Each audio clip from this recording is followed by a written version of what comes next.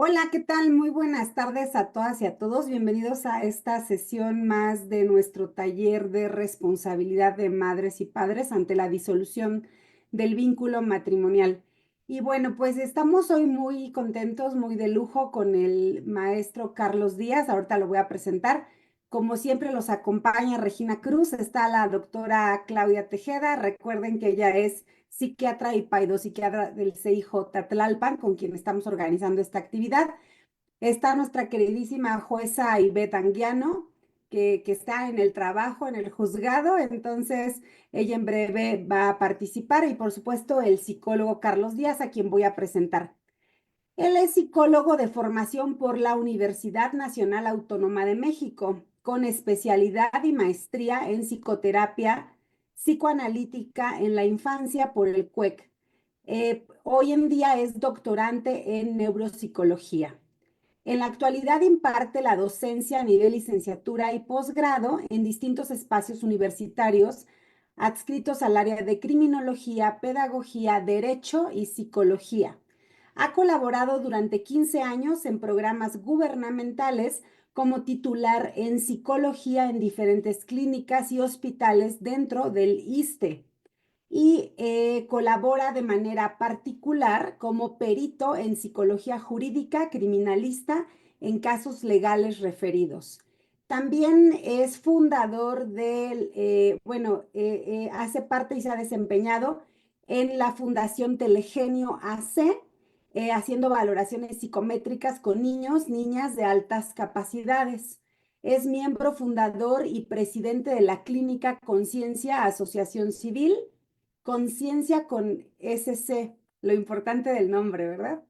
Es autor del libro Mi Madre Muerta, El terror de Winnicott, por la editorial Boros. Por supuesto, es conferencista en temas de salud mental en la infancia y en la adolescencia. Bienvenido, maestro. Y también nos acompaña, como siempre, la jueza en materia familiar Ivette Anguiano Aguilar. Ya digo nuestra jueza. Se ha desarrollado, como ya saben, en el Poder Judicial del Estado de México por más de 18 años. Ha ocupado diferentes cargos, desde técnico judicial, notificador, secretario judicial, visitador auxiliar, y actualmente es jueza del Juzgado Séptimo Familiar de Catepec, con residencia en Coacalco.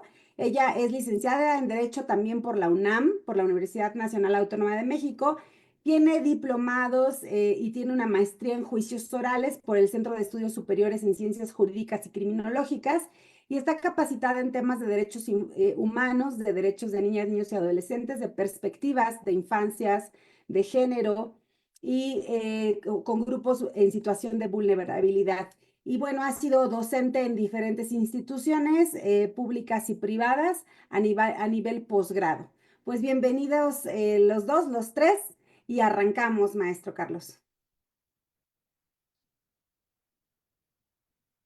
Muchas gracias, Regina, compañera Claudia ahí presente y pues jueza Ivette por acá.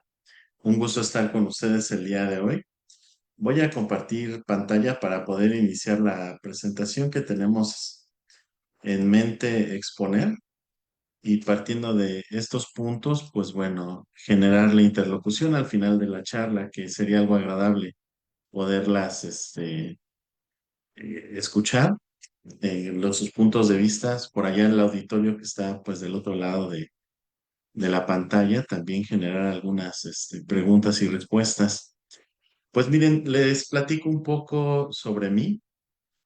Pues soy psicólogo clínico de formación y tengo pues un recorrido clínico en diferentes espacios, tanto públicos como privados.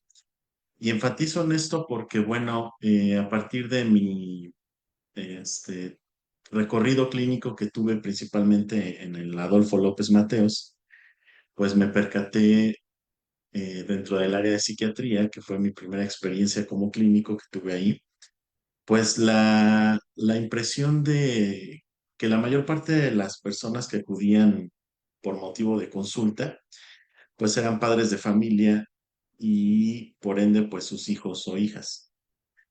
Entonces, pues este aspecto epidemiológico me llamó la atención en cuanto a qué llevaba a que un menor de edad pudiera pues acceder al servicio de psiquiatría. Pues alejado, claro, desde el aspecto moral o estigmatizado que se tiene de esta especialidad en nuestro país, yo me orientaba esta pregunta hacia el aspecto de un de un sentir más afectivo, vaya. ¿Qué es lo que lleva a un menor descomponerse o fracturarse emocionalmente para acceder a un apoyo de tercer nivel? Desde el aspecto, pues claro, emocional, afectivo, redes de apoyo. Y bueno, esa pregunta, pues clave, pues me llevó a que me pudiera yo acercar a, a una práctica más infanto-juvenil. Y partiendo pues de ello, pues mi práctica día a día, ya desde hace 16 años, pues son esta manera de percibir el mundo, ¿no? Desde los niños y los adolescentes. Claro, trabajando pues a la par de los padres. Y bueno, partiendo de eso, pues me llevó a querer especializarme también en estas áreas. Y claro que parte del recorrido, pues, es preguntarnos dentro de las historias clínicas que uno recibe, pues, cómo está el trabajo parental, cómo es que se está gestionando en ese sentir el momento actual de ese lazo matrimonial o, pues, el aspecto de los cónyuges. Pues me refiero a si los padres están, casados, están separados, hay alguno de ellos que está con viudez en el aquí y en el ahora o ha trascendido un tiempo prudente para decir que, bueno, ha tenido pues una lucha de un duelo interno por la pérdida de su pareja. Vaya, todo eso pues se establece dentro de la historia clínica que trabajamos pues con menores dentro de la clínica o mi trabajo particular. Y pues bueno, esta es esa pregunta clave, o sea, cómo es que nosotros recibimos en qué momento al niño. Vaya, ¿no? Y partiendo de ello, pues bueno, la estadística es muy elevada al saber que muchos de los pacientes que recibimos, pues son pacientes que tienen una disolución familiar muy prematura.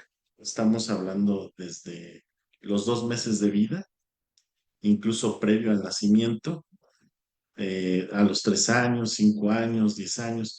Vaya, ¿a qué le llamamos prematuro? Pues creo que la condición emocional de los padres para disolver el matrimonio ante pues el desarrollo prematuro del menor.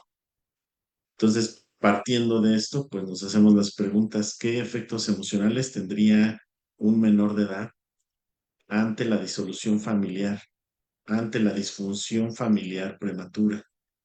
Y lo que conlleva, claro, los retos emocionales que lleva a un niño. Y vaya partiendo de esto, pues me hice algunas preguntas en torno a si aquí en México seguimos desdibujando eh, el criterio infantil ante este tipo de fenómenos que para nosotros los clínicos son muy comunes. Me refiero pues justamente a la separación, al divorcio, ¿no? Entre los padres. Y pensando en ello, sí, en efecto, se sigue desdibujando que el menor tenga emociones ante un duelo como es definido ya como un duelo de la muerte de la relación amorosa por el antropólogo Bowman. Empieza él a jugar con este significado que tiene la pérdida de los padres a partir de lo que él sintió que era una familia al inicio, pero ahora ya no lo es. Y también juega también con los duelos anticipados. Vaya, hay criterios en los cuales Bauman menciona, bueno, el niño ve discutir a los padres, el nacimiento de ciertos conflictos amorosos, como lo puede ser una infidelidad, algún tipo de adicciones, como puede ser el alcoholismo en alguno de ellos.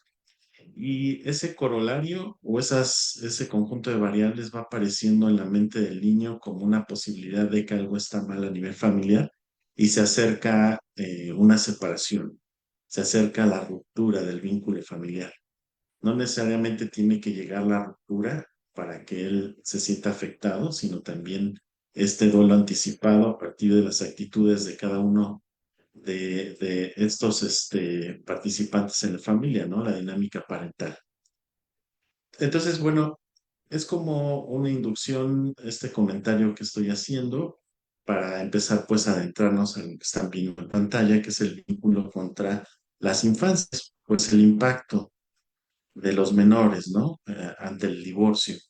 Tenemos por aquí pues una introducción y pues quiero partir del término de violencia.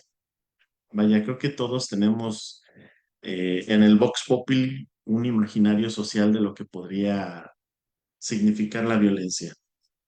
Pero vamos a presentarlos desde el aspecto de la psicología jurídica, desde el aspecto de la psicodinamia, para poder entender que la violencia, pues bueno, tiene como un significado primeramente la posibilidad de dominar al otro, que es muy diferente al concepto de agresión. El concepto de agresión podemos entenderlo como una posibilidad de generar una reacción biológica ante un acontecimiento que nos genera malestar, enojo o irritabilidad. Bueno, vaya, la agresión es constante en nuestro país con las normas cívicas. Pensemos en un cohecho de tránsito en el que alguien se me cierra por delante y pues bueno, yo tengo ganas de golpear a esa persona a partir de esa agresión.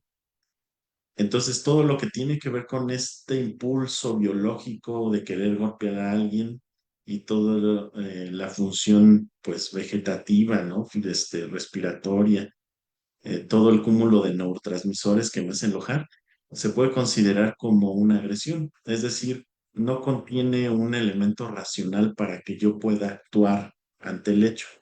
Simplemente agredo por impulso. La violencia conlleva algo muy diferente. En la violencia sí aparece el elemento de de la razón para yo poder ejecutar una acción. Soy violento en tanto que implica una sistematización de la razón para cometer un acto. Por eso hablaba justo que las personas violentas requieren de algo de lo consciente en cuanto a la necesidad de dominar, manipular o ejercer un poder sobre el otro. Ahí están viendo ustedes la situación de la violencia. ¿Y sobre quiénes podemos ser violentos? Pues prácticamente sobre todo. Si yo tengo necesidad de controlar y ejercer un poder sobre el otro, es violencia. Por eso hablamos justo en cuanto a la situación de la separación familiar, cuando entramos en temas de guardia y custodia o el tema de las pensiones alimenticias, se habla por ahí de cierta violencia vicaria o cierto síndrome de alienación parental, y justamente el elemento de la violencia se establece ahí porque alguien está ejerciendo un poder sobre alguien. Principalmente puede ser de la parte acusadora, no sé, un padre, una madre, que puede estar ejerciendo cierto poder sobre el menor, en este caso un hijo o una hija, para poder hacer lo propio. Es decir, que juzgue al padre por sus acciones y que vea que mi hijo pues tiene una preferencia por mí. Entonces, constantemente estamos preguntándonos en qué momento puedo yo ejercer la violencia sobre el menor. Pues ahí está cierta sugestionabilidad en lo que se conoce como el síndrome de alienación parental. Vaya, el que yo pueda ejercer cierta influencia por medio de comentarios, por medio de acciones, para que el padre, ¿no? A través de mi persona, tenga una imagen desdibujada ante mi hijo, puede ser un ejercicio de violencia. Pues creo que para dejar de ser un tanto abstracto, podríamos algo tan sencillo, pues acusar al padre, ¿no? De algo negativo en frente de mi hijo. O las situaciones en donde yo me pueda marcar, ¿no? En un caso de separación o en un caso de divorcio, con con mi expareja enfrente de mi hijo y haga comentarios negativos hacia él, puede ser tomado como cierto aspecto de violencia vicaria, ¿no? En este caso, un síndrome de alienación parental. Entonces, partiendo de esto, pues vamos a complementar que la violencia, pues es aquella acción en la cual pues yo pueda ejercer un poder sobre el otro y hay que darnos cuenta de cómo se ejerce esta violencia en los menores, porque como lo comentaba desde un inicio, hay cierto criterio para desdibujar de manera temprana, pues la relación con los menores. Como tal, pues la infancia, pues surgió históricamente a partir del siglo XIX. Previo al siglo XIX no estaba muy establecida los criterios tanto de salud física como mental. Incluso la sexualidad de los menores no estaba muy posicionada. Es un trabajo, por ejemplo, que hace Freud en el siglo XIX, empieza a generar una pregunta por la sexualidad infantil y criterios que se van sumando, pues dan por hecho que las infancias generalmente siguen siendo muy desdibujadas, porque el pensamiento sobre sobre una separación pues viene siendo el niño no entiende o el niño no tiene la connotación como para elegir, ¿no? Con qué padre o si con la madre o con el padre puede él estar presente. Parece que hay muchos mitos que pueden desdibujarse a partir de las leyes actuales, por lo menos lo hablo desde mi experiencia clínica, en la cual no se le da un punto clave para que el menor pueda elegir a partir de una conciencia que se establezca como algo jurídicamente verdadero. Me parece por ahí que hay una edad entre los 11 o los 12, quizá los 13, en los cuales ya el menor puede elegir con quién puede estar, si con el padre o la madre. Pero previo a esa edad parece que no habrían los elementos biológicos suficientemente como para que el menor pudiera establecer una toma de decisiones. Vaya, es algo pues controversial, porque desde la práctica clínica yo podría argumentar desde las teorías del afecto que el menor es capaz de elegir, ¿sí? Vaya, con quién puede él generar un vínculo, con quién puede sentirse seguro y protegido. Partiendo de esta teoría de los afectos, podemos ver generalmente que el niño identifica por qué lado está siendo el violentado en algún caso. En alguna terapia de juego podemos poner al menor con algunos elementos didácticos que él vaya eligiendo y él va sobreponiendo ciertas historias, ciertas narrativas, y a partir de esas narrativas o esas historias se va uno gestando cómo él percibe las imágenes paternas o maternas, cómo él va percibiendo las figuras de autoridad y dónde las va posicionando. ¿Es suficiente, pues, el vínculo terapéutico, la alianza terapéutica para dar cuenta de eso en una terapia de juego, que es un recurso que nosotros usamos mucho para identificar ciertos rasgos emocionales en el menor? No sé, el miedo, la ansiedad, la tristeza, algunos cuadros depresivos, manifestaciones de violencia, tanto física como verbal, como psicológica, y ahí el menor va posicionando de manera real, de manera sentimental y por supuesto objetiva, qué persona, ¿no? Está afectando en su entorno. Entonces, partiendo de eso, pues es mi criterio en el cual puedo yo devolverles a ustedes, que sí podríamos identificar que en un menor podría aparecer esa esfera en la cual la elección de poder estar con alguien pueda estar muy pronunciada desde una edad muy temprana. Yo les puedo establecer, más allá de los vínculos de separación o de dependencia, que sí hay una composición objetiva de ese menor a partir de un afecto creado.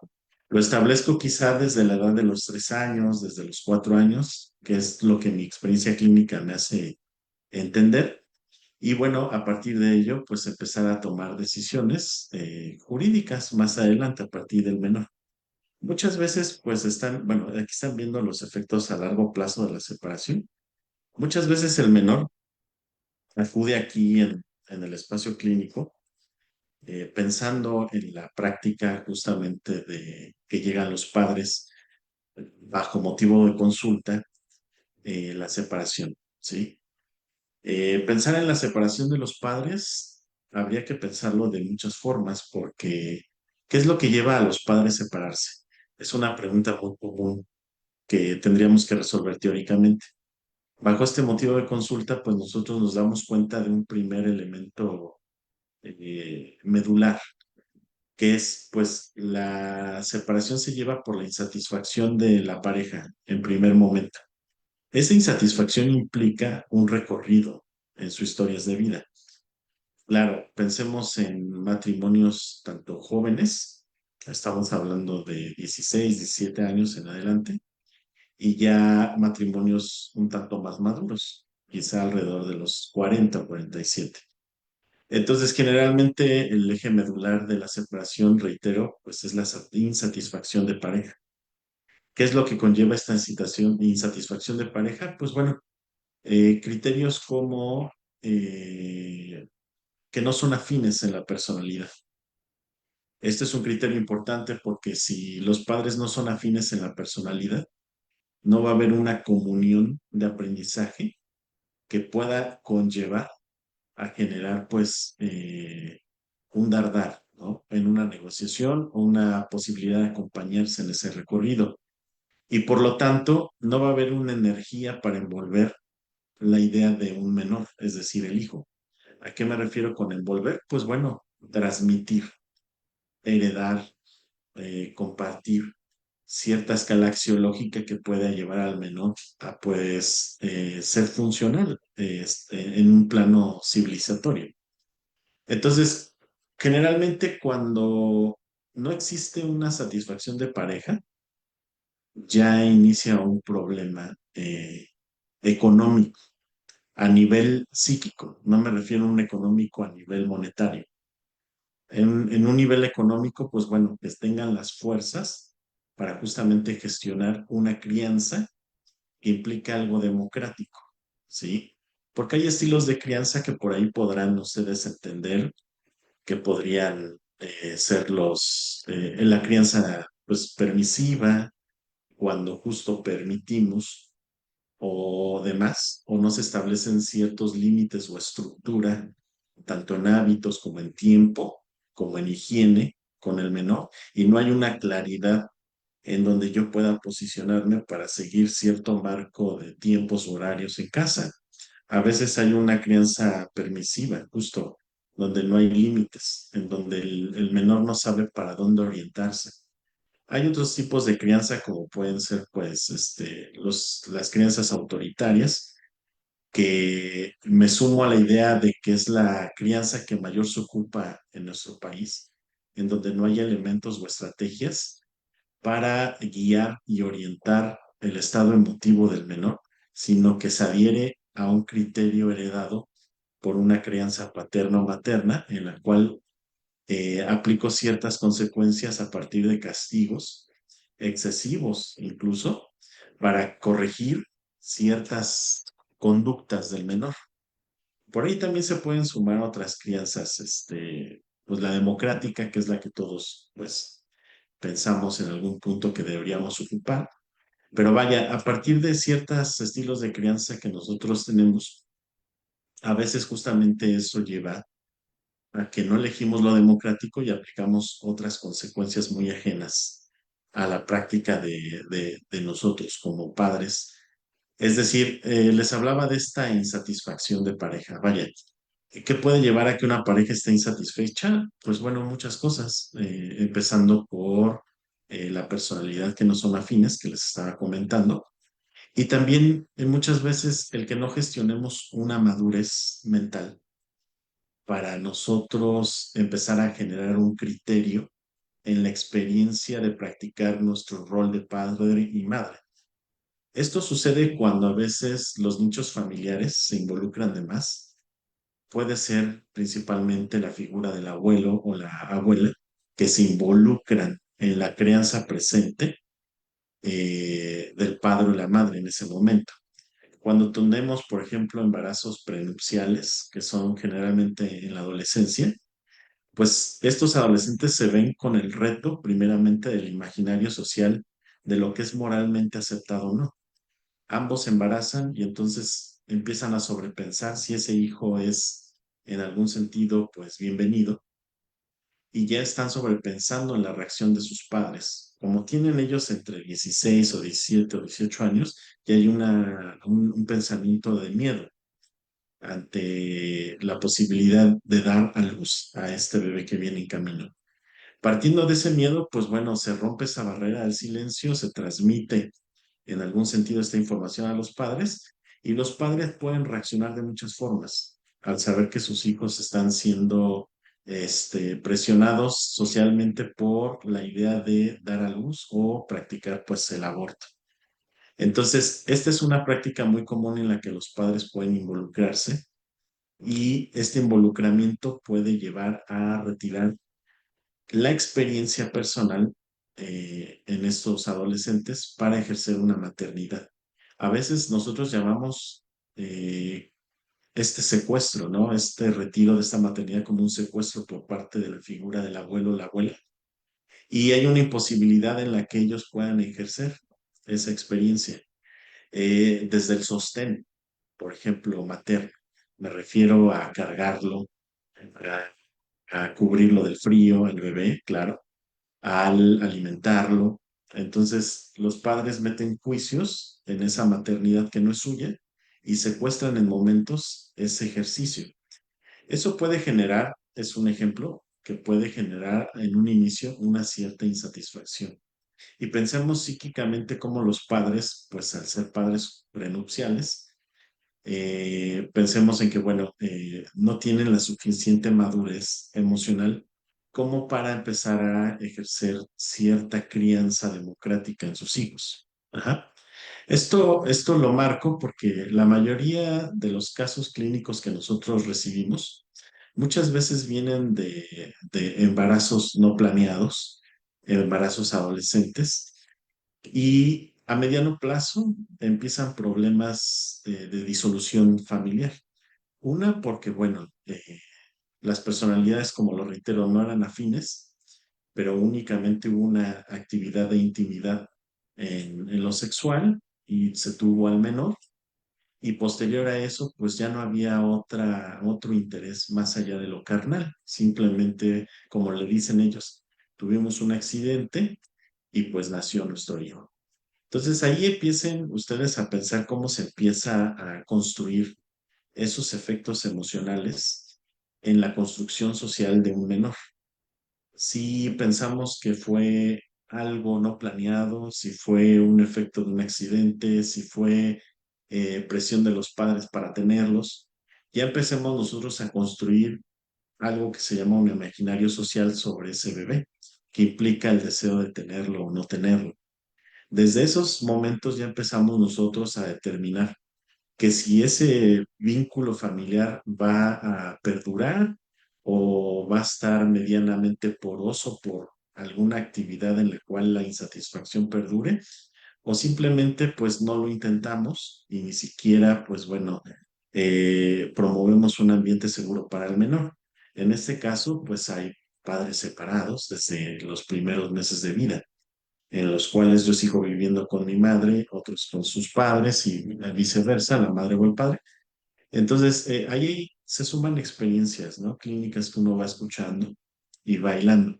Pero el eje medular justamente es una edad prematura, en la cual no se cuenta con esa edad mental como para promover un ambiente seguro y se delegan funciones a los padres principalmente, en este caso a los abuelos. Los abuelos resuelven desde su lógica de crianza y el menor empieza a identificar esas figuras de los abuelos con un vínculo incluso hasta mayor afectivamente que sobre los propios padres. Hablando de una realidad económica, pues obviamente algunos padres pueden ser jubilados y eso puede ayudar, otros siguen trabajando, pero aquí la situación es que los padres salen a ejercer un horario laboral y eso pues implica muchos retos en la crianza para que el matrimonio perdure, porque hay un desconocimiento de las etapas del desarrollo de sus hijos, se pierden muchos elementos vinculativos como la primera palabra, como el higiene de cambiarlos, el poder bañarlos, y todos esos ejercicios cotidianos son algo que implican ciertos retos vinculativos que se están perdiendo hoy en día por el hecho de la gestión laboral que tenemos hoy en día, ¿no? De manera general. Entonces, partiendo de esto, pues vamos a ir como generando algún tipo de acercamiento con el contexto familiar y los tipos de divorcio que les estaba manejando. Pues ustedes empezarán a preguntarse qué es lo que lleva a una persona a separarse. Es algo que Freud se preguntaba, pero de la forma inversa, muy caricaturescamente Freud le importaba y se preguntaba, ¿por qué la gente se junta? ¿No? O sea, lo inverso. Nosotros diríamos, ¿por qué la gente se separa?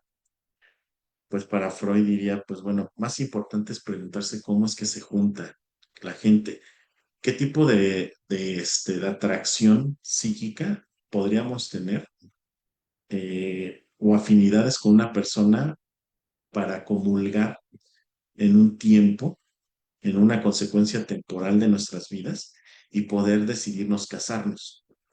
Porque con la situación del matrimonio, pues implica ciertos retos subjetivos de cada uno de nosotros. Y vaya, ¿no? Planteábamos este tema del casamiento prenupcial, digo, del embarazo prenupcial, en el sentido de que hay una presión social y nos juntamos y bueno, nos embarazamos y sobre eso pues va saliendo ciertos retos emocionales. Pero el tema aquí, pues bueno, es preguntarnos por qué los padres se juntan. Ya les había dado una clave. Tiene que ver con el tema de las personalidades. Creemos que somos afines y quizá lo seamos, pero no vamos madurando esa relación y se van perdiendo ciertos elementos de conocimiento. Uno de los retos mayores que vemos clínicamente en el consultorio es que los padres tengan la energía y la fuerza de seguir conociéndose, porque hay padres o figuras parentales que tienen un matrimonio de 15 años, de 20, de 30, y el tropiezo que tienen este tipo de matrimonios tiene que ver con el hecho de olvidar que ellos cambian como persona y las circunstancias del ambiente y las experiencias sociales los van cambiando, porque un matrimonio cruza muchos retos, ya sean desde duelos personales, ya sean desde duelos económicos como pérdidas de trabajo, ya sean, pues bueno, ciertas infidelidades, ciertas rupturas amorosas, encuentros. Hay muchos retos que un matrimonio empieza a tener. Pero aquí lo medular que nosotros hemos estado como detectando tendría que ver con eh, la falta de deseo de seguir conociéndose. Como personas nosotros vamos a ir identificando que vamos cambiando, ¿no? Pues bueno, ¿a qué me refiero con esto? Que los padres, pues bueno, no son los mismos de cuando tenían 20, 25 años y ahora ya tienen 40. Entonces, sobre esa línea, nuestra personalidad va cambiando e implican ciertos retos personales. Y bueno, sobre esto, bueno, esto es algo que los invito a reflexionar sobre la posibilidad de seguir conociéndonos en cuanto al vínculo matrimonial, porque da por ente que hay un ejercicio sobre los menores, ¿no? El interés de que nuestros hijos vayan entendiendo cómo nosotros generamos cierta crianza sobre ellos, les va a dar seguridad y un sentimiento de protección. Vaya, ¿no? Voy a ir cerrando sobre este tema para poder darles la palabra si es que existe alguna pregunta por ahí. Y tiene que ver justamente con la dimensión psíquica de los efectos que tiene en un menor, pues bueno, la disfunción, pues familiar, ¿no? ¿Cuáles son estos efectos? psicológicos que puede tener un menor, pues quiero pensar que se suman todas las quejas somáticas que son muy frecuentes, dolores gastrointestinales, pues pesadillas, cuadros depresivos, ansiedad, y también se van sumando otros retos como las situaciones de los aprendizajes. Hay muchos problemas de aprendizaje en los menores de edad, pues bueno, van descuidando los aspectos cognitivos dentro de las escuelas y van reduciendo pues su potencial, ¿no? Apareciendo un bajo desempeño académico. Y también pues bueno, se van sumando pues los problemas conductuales que son muy evidentes. Pueden llegar a replicar conductas de agresión hacia otras personas en sus espacios escolares o como pues bueno, ser víctimas de bullying o lo contrario a ello, generar cierta violencia hacia los demás en planos escolares. Creo que, pues bueno, este panorama que les estoy dando puede invitar a generar preguntas para ir respondiéndolos en estos momentos. Y pues bueno, muchas gracias por el momento. Gracias, maestro. Voy a plantear algunas preguntas, pero algunas las voy a dirigir a usted y otras ya de una vez a la jueza porque son más jurídicas. La primera para usted, maestro Carlos, dice, ¿qué podemos hacer para evitar que los papás descarguemos nuestras frustraciones y nuestro enojo en nuestros hijos e hijas? Pues miren, primeramente, pues la recomendación es anudar un proceso terapéutico. Siempre es lo ideal tener un espacio donde canalizar ciertas tensiones o estrés. Esa es una recomendación factible, porque, insisto, el que yo canalice mi incomodidad o mi irritabilidad sobre mi hijo no es como algo azaroso o espontáneo.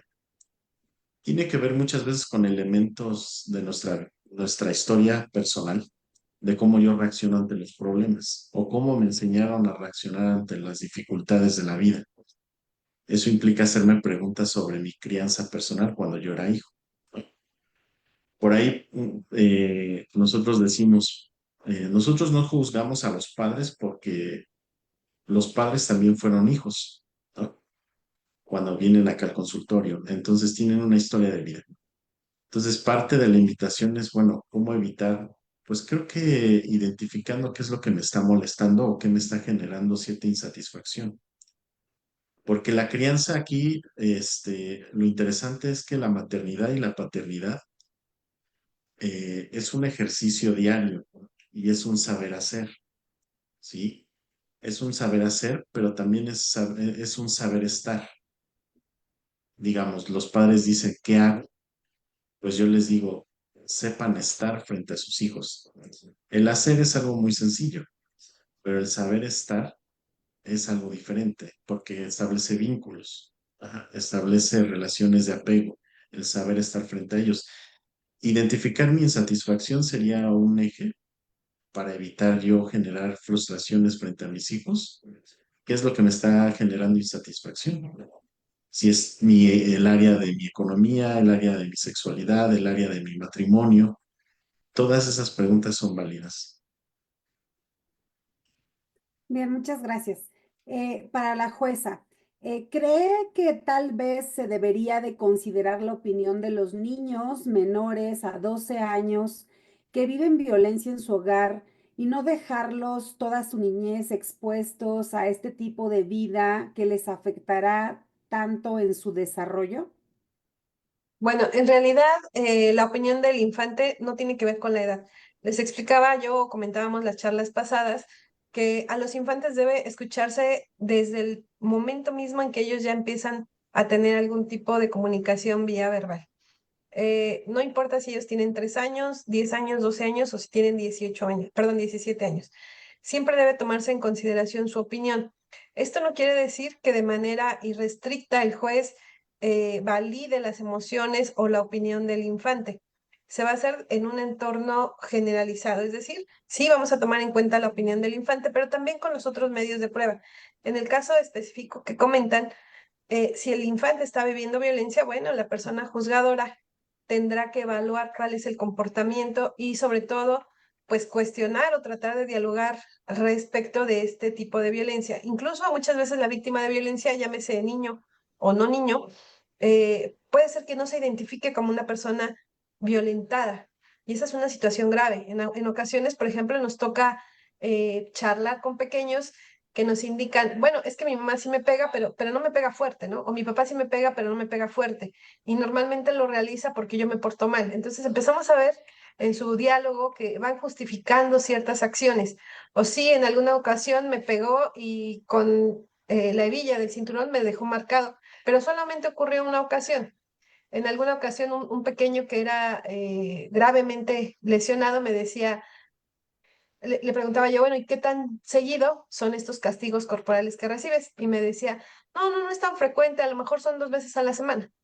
Entonces, en realidad se empiezan a acostumbrar en este sistema de violencia y bueno, el juzgador, aunque ese infante nos diga que está genial con la persona que está bajo sus cuidados, con la persona que está ejerciendo su guardia y custodia, finalmente tendrá que valerse de otros medios de prueba, como serán las periciales en psicología, que van a redargullir más, ahondar más en cuál es el perfil de ese infante. Y seguramente nos indicará que es víctima de violencia, de algún tipo de violencia, y que incluso el padre o la madre no tiene unas competencias parentales óptimas. Entonces, si se tiene que escuchar, sí, por supuesto. Si el niño está viviendo violencia, bueno, serán las partes quienes deberán informar a la persona juzgadora lo que está ocurriendo en ese entorno para que entonces el juez empiece a indagar y saber qué tipo de probanzas va a ordenar de manera oficiosa.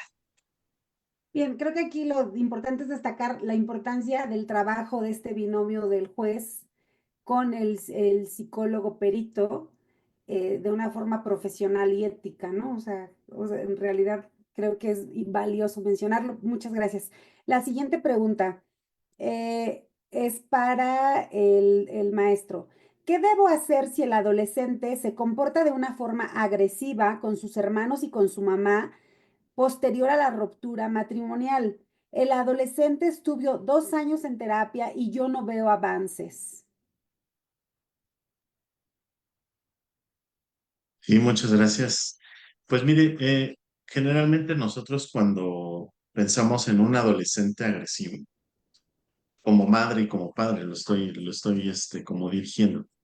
Sí hay que considerar que en el fondo hay una reacción de miedo. O sea, la agresión corresponde siempre a una reacción de miedo, porque me siento amenazado por algo.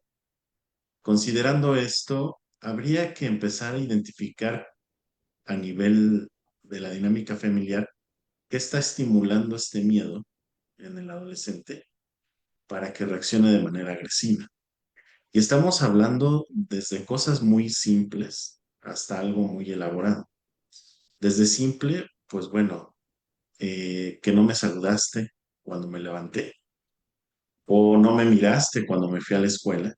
Son como elementos vinculativos sensibles, hábitos muy cotidianos que pueden incluso pues lastimar al adolescente. Hasta algo más complejo, pues bueno, olvidaste mi cumpleaños o eh, enterarse de cómo va en algún sentido pues el juicio, algo que no, o solemos desdibujar muchas veces las emociones de los adolescentes, porque para nosotros los adultos a veces pensamos que no tienen un mundo interno que puede ser escuchado. Yo ahí apuntaría sobre este eje. Hay que identificar cuáles son estos factores que están alimentando esa amenaza para que él tenga miedo. Y partiendo de eso, pues bueno, empezar a identificar ciertos acercamientos. Recuerden que la adolescencia pues tiene que ver con, desde los padres, tiene que ver con una posibilidad de resignificar su maternidad y su paternidad. Un error que cometemos los padres cuando trabajamos con adolescentes desde la casa, pues es pensar que ellos siguen siendo niños. No identificamos los cambios a nivel psicológicos que tienen. Y eso es un elemento porque nosotros seguimos castigándolos como si tuvieran, no sé, 6 años, 7 años. Y entonces ya en un adolescente, pues ya es el elemento de la negociación, ya no tanto es como de la consecuencia o el castigo.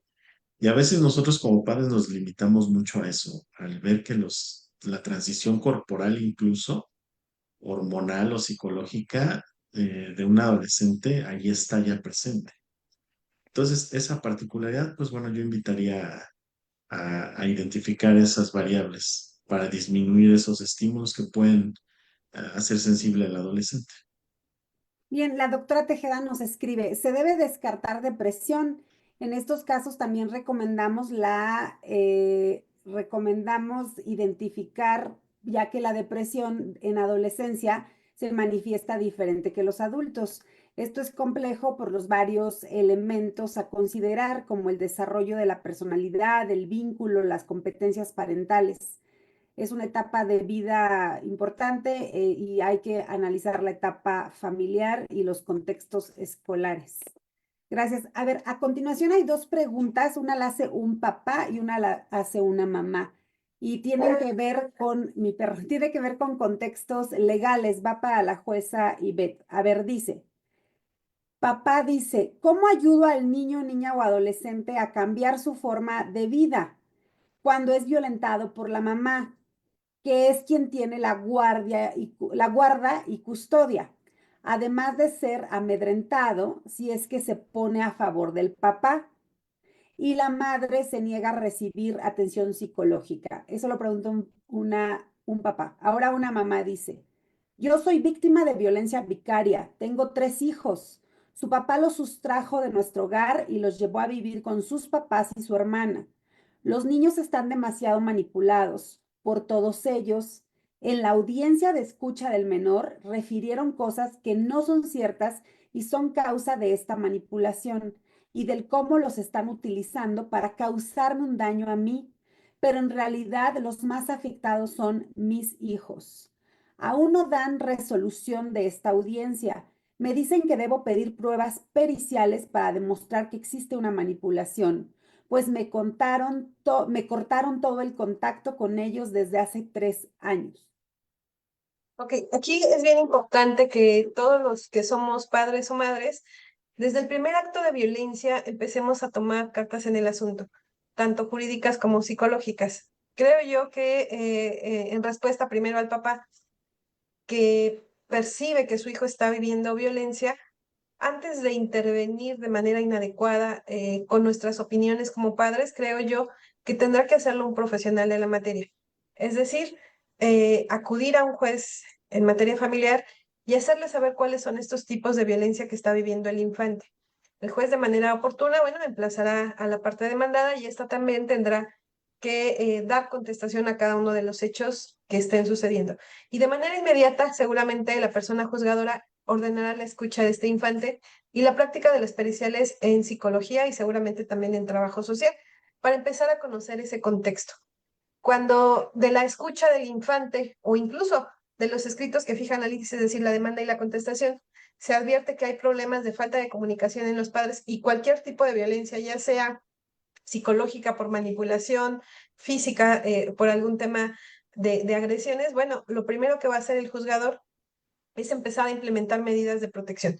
¿Cómo? Bueno, a través de un proceso psicoterapéutico. Es bien importante que el infante, bueno, reconozca que está siendo víctima de violencia, pero a veces la intervención de nosotros como padres puede afectar más al infante. Es decir, si ya tenemos un indicio de que está viviendo violencia, entonces dejémoslo en manos de la autoridad y dejémoslo en manos de un psicólogo. Vamos a pensar, llega el procedimiento, se advierte de la demanda, de la contestación que sí existe una violencia, escuchamos al niño, lo mandamos con el perito en psicología y el perito en psicología nos va a decir qué tipo de terapia debe llevar cada uno de los individuos y qué tipo de meta vamos a cumplir. Por ejemplo, a veces hay algunos peritos que nos dicen es una terapia sistémica, hay otros que nos dicen no, es una terapia individual. Y entonces vamos a ir identificando e impidiendo que esto vaya creciendo.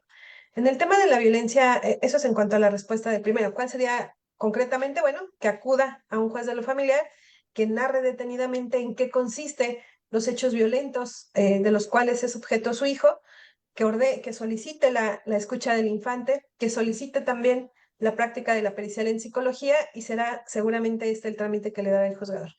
En el caso de la violencia vicaria de la que nos habla la persona que hace la segunda pregunta y que me dicen que es mujer, bueno, también es importante que desde el primer acto de violencia lo hagamos saber. Es decir, si el padre de mis hijos, teniendo yo la guardia y custodia, ya sea judicial o una guardia y custodia de hecho, me arrebata a mi hijo de mi seno familiar, no esperar a que transcurra 1, 2, 3 meses, porque la violencia sigue avanzando y pudiera existir manipulación o interferencia parental y entonces cada vez las cosas se van complicando más. Tampoco debe esperar una resolución de esa escucha. La escucha, a mí me llama la atención cuando dice, bueno, ya escucharon a mis hijos y no he tenido una resolución. La resolución que debe tener o que debe esperar una persona es una sentencia definitiva y no la va a obtener después de una escucha de infante.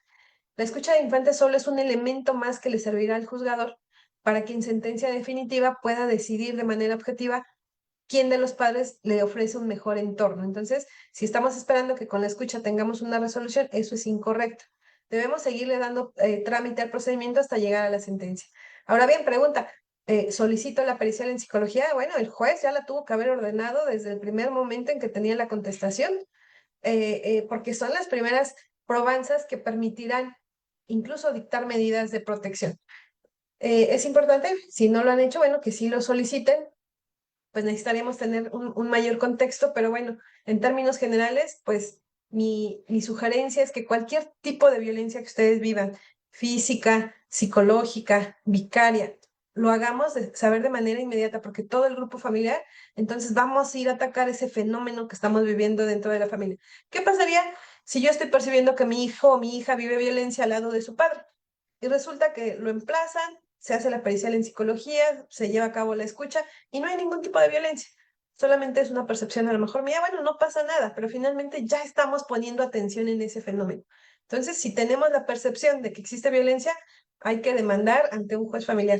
Es lo que yo pudiera sugerirles. Gracias.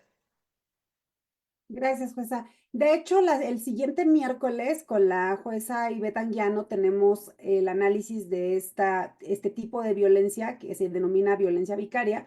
Así que a la mamá que nos está preguntando puede replantear o hacer más preguntas ese día, por favor, con mucho gusto. Pero creo que nos queda muy claro con la respuesta de la jueza y en su caso las que ha dado el maestro Carlos. Ahora, maestro Carlos, faltan solamente dos o tres, pero dice, ¿a dónde debo ir o acudir como papá con un hijo adolescente que ejerce violencia en la casa, en la escuela y en la sociedad? Pues me imagino que la pregunta está orientada hacia algún espacio donde poder ayudarlos. Pues miren, pues hay servicios públicos o servicios privados que manejan diferentes estilos de terapia y creo que partiendo, pues bueno, de las recomendaciones, podrían acudir. Podemos dejar los datos quizá aquí, particularmente con la licenciada Regina o la jueza, para que puedan acudir. Pero bueno, hay que considerar, ¿no? Diferenciar entre un adolescente agresivo o un adolescente violento, como lo había planteado en un inicio. Pues si es un adolescente agresivo, me parece que hay una condición de un miedo, particularmente que está siendo estimulado por algunas reacciones en el ambiente, particularmente por las personalidades, ya sea pues de la madre, del padre o de los tutores, que estén, bueno, participando de manera indirecta, consciente o inconsciente sobre cómo estimular ese tipo de agresión. Porque validando esta parte de la agresión, pues el adolescente puede tener impulsos, ¿no? Conductas impulsivas y poder agredir a las personas. Desconozco si esa parte la estén colocando desde esta palabra de es un adolescente agresivo, que constantemente muestra impulsos verbales, corporales, que puedan llegar a generar una lesión a los demás o hacia ellos. Y partiendo de ese punto, pues también establecer la diferencia nuevamente con la violencia, porque si vemos un adolescente violento, como lo reitero, ya estamos hablando de una personalidad pues diferente, porque el adolescente ya tiene la necesidad de generar un poder sobre el otro. de ejercer cierta sugestión, manipulación, con el fin de establecer un objetivo para él, o sea, que lo obedezcan, que le teman. Vaya, no hay diferencia entre un adolescente violento o agresivo. Ahí habría que diferenciar sobre esta pregunta a esta persona que la hace. Y ya una vez que lo tenga identificado, pues bueno, el proceso siempre va a ser la invitación justo terapéutico para encontrar un espacio particular o privado, incluyendo pues bueno el trabajo que aquí presenta la doctora Claudia enfatizó. Hay que identificar también si hay factores ya frecuentes o muy marcados de alguna relación con la ansiedad, con la depresión, particularmente porque de estos dos fenómenos emocionales son los que van a conllevar particularmente siempre a la adolescencia a tener ciertas reacciones. Pueden ser reacciones evitativas, reacciones agresivas, reacciones de aislamiento, reacciones de violencia, muchas formas de pensar como esta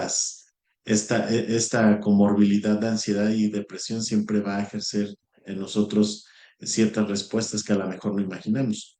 Identificar si es el adolescente está depresivo, si está ingiriendo incluso algún tipo de sustancia psicoactiva, porque también la agresión está muy vinculada justamente a estas áreas de las adicciones, porque muchas adicciones pues nos pueden provocar ciertas fallas, ¿no? De recaptura a nivel frontal que nos hacen perder ciertas funciones cognitivas como la tolerancia, la participación, la toma de decisiones.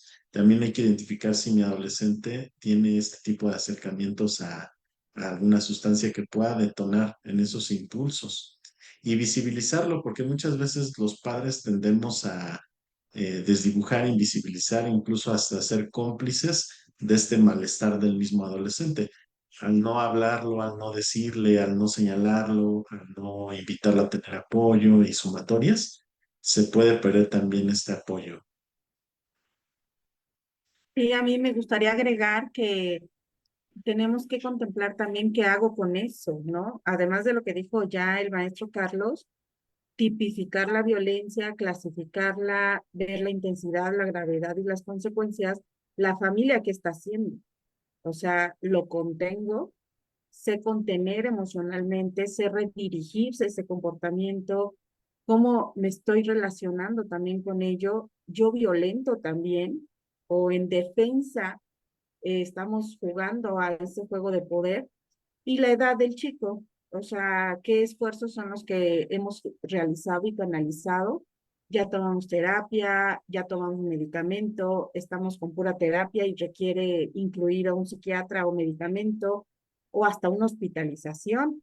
Si la agresión o el acto que está realizando trae consecuencias para la integridad de sí mismo o de otros, pues ya hay que valorar también hasta la posibilidad de una hospitalización o si está cometiendo un acto delictivo, porque muchas veces en las historias nos encontramos que el adolescente puede estar sin los papás presentes o lo dejan a cargo o bajo el cuidado de los abuelos y el adolescente a quien violentó fue a los abuelos, les genera fractura o daño y entonces a veces los papás están en esa disyuntiva de protejo a mi hijo, protejo a mis papás o esto ya es un delito y a veces acudimos a los médicos solicitando apoyo en salud cuando ya es comisión de un delito. Entonces, se tiene que tratar de dilucidar los contextos, la gravedad y las consecuencias y los recursos que ya hemos gastado para su atención. Entonces, hay muchas cosas que poder detallar ante un acto como el que nos describen y seguramente también la jueza tendrá alguna opinión. Sí, algo que yo quisiera rescatar mucho es un comentario que hace una persona que es Lupita Hernández. Dice, creo que los abogados no debemos dar una mala asesoría a los padres, como por ejemplo presentar denuncias falsas en contra del progenitor no custodio, porque los únicos afectados son los niños. Yo, en este sentido, yo quisiera hacer una reflexión en el tema social. No solamente somos responsables de lo que pasa al interior de nuestra familia, los padres. Creo que en un primer momento sí, pero después toda la sociedad, toda la comunidad, ¿cómo participamos para erradicar las violencias de la niñez y de la infancia y de la adolescencia. ¿Qué sucede ahí? Bueno, muchas veces los padres estamos en un momento emocional complicado y entonces vamos y pedimos una asesoría con el abogado y el abogado que pues a lo mejor ya tiene mucha experiencia en cómo dificultar los procesos, empezamos a hacer una mala asesoría sin poner como elemento primario al infante o al adolescente. Y entonces empezamos a atender las necesidades del padre o de la madre y vamos complicando esta situación. Sucede también lo mismo en la sociedad. ¿Qué pasa cuando sabemos que el vecino o la vecina está violentando a sus hijos? Muchas veces no hacemos nada. ¿Qué pasa cuando podemos observar que en la comunidad evidentemente algunos niños están siendo objeto, no sé, vamos a pensar, de violencia, incluso de trata de personas? Creo que todos como sociedad tenemos una responsabilidad. Me decía en alguna ocasión una persona, bueno, si yo veo que a un niño lo ponen a pedir limosna, que yo presumo que a lo mejor ni siquiera son padres, pero yo no me quiero meter en problemas, ¿qué puedo hacer? Bueno, para eso hay instancias, podemos ir a levantar una denuncia ante la Procuraduría de Protección de Niñas, Niños y Adolescentes de manera anónima, ellos habrá que hacer la investigación. Igualmente, si estamos observando que niños o adolescentes son encerrados en su casa, los padres los dejan sin comer, en fin, todos debemos hacer algo. Y cuando es en nuestra familia, bueno, debemos actuar mucho más rápido, buscando estas alternativas que nos permitan, pues, identificar. Porque cuando ya tenemos una violencia tan grave, de verdad, a veces los operadores jurisdiccionales, los psicólogos, las instituciones como CJI, queremos hacer demasiado, pero ya está tan contaminado el ambiente que nos va a costar mucho más trabajo. No quiere decir que sea imposible, pero entonces todos tendremos que reforzar estos medios y estas alternativas. Entonces, como reflexión, creo que debemos empezar a ver cuando hay una violencia en alguna ocasión. Recuerdo mucho que una de mis hijas, yo iba a dejar a mi hija al colegio y una niña se sentía mal, vomita en su ropa. Yo me quedo así como pasmada porque la madre le empieza a pegar y la ingresa a la escuela. Ya dentro de la escuela la empiezan a limpiar. Cuando llego a casa me pregunta mi hija, oye mamá, ¿por qué no hiciste nada? ¿Por qué cuando viste que estaban violentando a la niña, tú eres abogada? ¿Por qué no hiciste nada? En ese momento no era juez, pero sí era, sí formaba parte del Poder Judicial. Y en realidad me dejó reflexionando por qué no intervine en ese momento. ¿Por qué no hicimos nada? A lo mejor no íbamos a armar un escándalo, pero a lo mejor sí acercarnos de una forma prudente, tratar de limpiar a la niña, tratar de darle calma a la mamá. No sé, de muchas otras formas podemos hacerlo. Todos tenemos responsabilidades, los que somos cuidadores primarios en escuelas, en hospitales, en guarderías, tienen una responsabilidad mucho mayor. Entonces, creo que como sociedad debemos empezar a tener una visión enfocada en los niños y en nuestros adolescentes, porque finalmente ellos son los que van a marcar el camino social. Hasta ahí mi comentario, gracias. Muchas gracias. Pues la verdad es que hay muchas más preguntas, pero respetando el tiempo de los ponentes, solamente vamos a ceder el uso de la voz a la doctora Claudia para una invitación, no sin antes dos cuestiones. Hay muchas preguntas que tienen que ver nuevamente con lo que la jueza reiteradamente ha estado diciendo. Si mis hijos están bajo la guarda y custodia de mamá o papá, y yo identifico violencia, ya la jueza ha repetido, todo tipo de violencia, no hay que dejarlo crecer. Desde el primer momento que yo identifico, tengo que promover, tengo que ir ante el juez familiar e informar todo lo que yo considero que está pasando y dejar en manos de ellos lo que sigue, ¿no? Pero obviamente tengo que hacer mi parte. O sea, no me puedo quedar solamente en quejarme, en lamentarme y en decirle a mis vecinos y a mi familia que ella es un ogro o que él es un ogro. Tengo que promover, o sea, no se quede en el dicho. Si estoy realmente interesado en mis hijas y en mis hijos, tengo que hacer la chamba que me toca. Y la chamba que me toca es ir y denunciarlo o ir y demandarlo o ir y promover, hablar con el abogado. Si no tengo dinero, ya dijimos que siempre en los juzgados hay abogados que no cobran, que nos van a ayudar y que nos van a referir con ellos. Entonces, tengo que hacer mi chamba, mamá o papá, ¿no? Primer punto.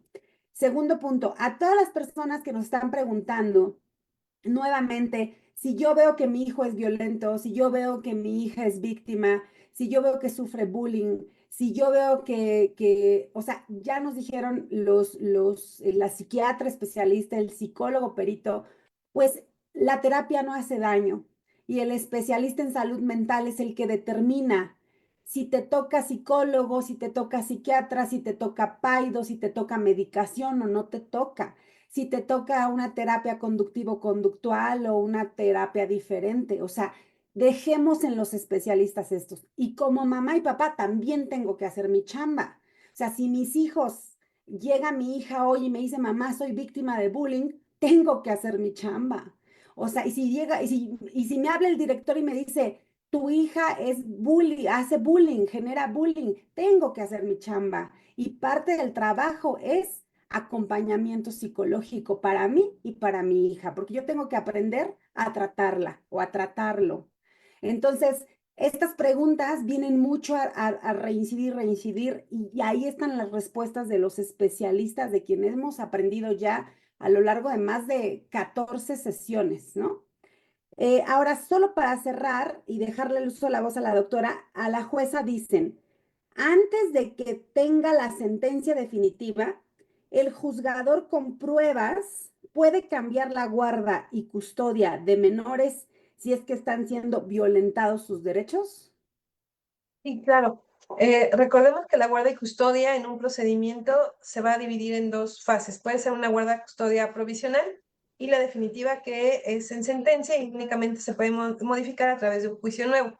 Entonces, esta guarda y custodia provisional durante el procedimiento, por supuesto que se puede ir cambiando conforme a los elementos de prueba y conforme a la urgencia que tengamos. Vamos a poner un caso extremo. Resulta que viene mamá o viene papá y nos dice que tiene al infante desde hace 2 o 3 años con él y solicita la guarda y custodia provisional. Vamos a pensar que es el papá. Y resulta que dejamos a esa infante con el papá o a ese infante con el papá y nos vienen e informan al juzgador que existe un hecho violento grave en contra del niño. Vamos a poner uno de máxima magnitud. Vamos a pensar en una violencia sexual. Definitivamente el juez tendrá que tomar en ese momento decisiones importantes para cambiar la guardia y custodia, aunque no hayamos llegado a sentencia, aunque no hayamos escuchado al menor. ¿Por qué? Porque hay un riesgo latente.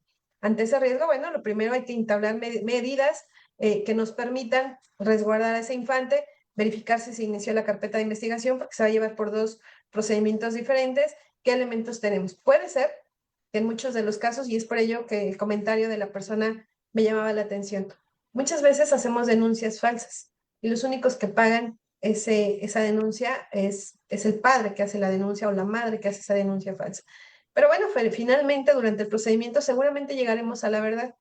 Y ese padre que hizo o esa madre que hizo una imputación tan grave y que incluso sometió a sus hijos a estos procesos médicos, a estos procesos psicológicos, cuando sabía que no existía tal abuso, puede incluso perder la patria potestad de su hijo y los derechos de convivencia, porque estamos viendo que está poniendo en riesgo la psique del infante. Entonces, la respuesta es sí.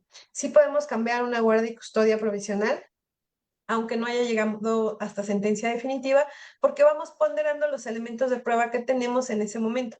Su servidora le ha tocado que en la escucha del infante debo tomar en ese momento la decisión de cambiar una guardia y custodia, aun y cuando yo ya tuviera una guardia de custodia provisional, debidamente fundada, debidamente motivada y notificándoles en ese momento a las personas, tanto al actor como al demandado, porque los elementos que en ese momento estoy conociendo pueden ser graves y pueden incluso elevarse a una categoría terrible. Vamos a pensar a una violencia física que nos puede llegar. Por ejemplo, en alguna ocasión tuvimos a un niño que me dice, qué bueno que vine a este lugar, porque ya no podía más. En ocasiones he pensado en suicidarme. Papá me golpea, mi mamá no sabe que me golpea, me saca el aire a golpes en el estómago y muchas veces he pensado, y qué bueno que hoy puedo hablar con usted. Obviamente hay que tomar decisiones en ese momento. No eran parte ni siquiera de la litis, no los conocía yo ni por la demanda ni por la contestación. En ese momento me lo hace saber, por supuesto. Hay que ejercitar una guardia y custodia, vamos a modificarla, hay que mandarlo al centro de convivencias para una convivencia supervisada y además hay que pedir las periciales en psicología para saber si alguno de los padres, bueno, no lo manipuló en el momento en que yo lo escuche. Y con todo ello, bueno, tener un entorno más confiable, más objetivo. Híjole, ojalá y todos los jueces sean así de profesionales como usted y todos los psicólogos sean así de profesionales como el maestro Carlos y los psiquiatras así de profesionales como la doctora Claudia. Muchas gracias por su participación. Adelante, doctora. Gracias. Pues agradecer ante todo la presencia de la jueza, que siempre ha estado aquí con nosotros, súper constante, la presencia del maestro Carlos, obviamente tu esfuerzo, Regina, que es clave para que se haya podido lograr todo esto. Muchísimas gracias a todos. Y hacerles una invitación también al Congreso Mundial de Adicciones, que va a ser en Acapulco en agosto, por parte de Centros de Integración Juvenil. Están todos invitados, obviamente, y ojalá podamos hacer difusión de esto en las páginas. Y también de la carrera. Siempre cada año Centros de Integración Juvenil hace una carrera contra las adicciones y en esta ocasión va a ser en CEU. Entonces, hay carrera de 5 y 10 kilómetros y también caminata. Para todos los que nos están viendo, que sean también pacientes voluntarios, usuarios, profesionistas de la salud, ojalá puedan ayudarnos a difundir este mensaje, porque finalmente es obviamente parte de las activaciones de rehabilitación para nuestros pacientes también. Y ya mi último comentario sería respecto a lo que mencionaron. Me uno a la sugerencia de hacer saber la existencia de la presencia de la violencia. Y esto también va para los que son terapeutas y los que atienden familias que están sufriendo las violencias, porque muchas veces no tenemos justo la formación necesaria para manejar este tipo de casos tan complejos. Y recordemos la invitación que nos hacía Cabida para su diplomado de manejo de familias que presentan violencia. Hay que saber cuándo identificarla, nombrarla, cómo saberla trabajar, porque son situaciones muy, muy delicadas y muy difíciles de manejar. Entonces, yo encantada con tener este super equipo. Si se fijan, siempre estamos promoviendo el trabajo transdisciplinar, multidisciplinar, donde existen las presencias de especialistas como Carlos, de la jueza, abogados como Regina, su servidora, que soy médico psiquiatra, y muchas veces es un equipo los necesarios para atender este tipo de situaciones tan complejas que en esta sociedad nos pasa. Entonces, pues agradecer la presencia de todos y pues muchas gracias, Carlos, jueza, y me despido hasta ahí. Gracias. La carrera, porque sí vamos a ir la jueza y yo. Ah, sí, van a inscribirse. Excelente. No, Muy ¿Cuándo bien. es? ¿Cuándo es? Es en junio, 29 de junio. Ok, sí vamos. Entonces, en el chat, ahí les comparto y también te mando las imágenes para que se puedan subir en las páginas. cuente con nosotros. Carlos, tú también anímate. Sí, sí, no, me voy a animar. Es que me quedé pensando en el Akamoto y entonces como que dije, bueno, va a ser en Acapulco. El Akamoto, ya ni digan que tuvo muchos No, muertos. no, por eso dije, bueno, ¿por qué se les ocurrió allá, no? Pero bueno. El Congreso no hay fotos en el Congreso, llegas en avión o en carrito y Ah, todo. bueno. No. Doctora, rápidamente decirles a todos, mañana a las 10 va a estar con nosotros una médica psiquiatra. Vamos a tener un tema súper importante también mañana que tiene que ver con la salud mental de niñas, niños y adolescentes y el interés superior del niño y adolescente, a cargo de una médica psiquiatra. O sea, nada más yo les digo, robarle una hora a un psicólogo perito, a una jueza y a un médico psiquiatra o sea, en primera los psiquiatras cobran aparte.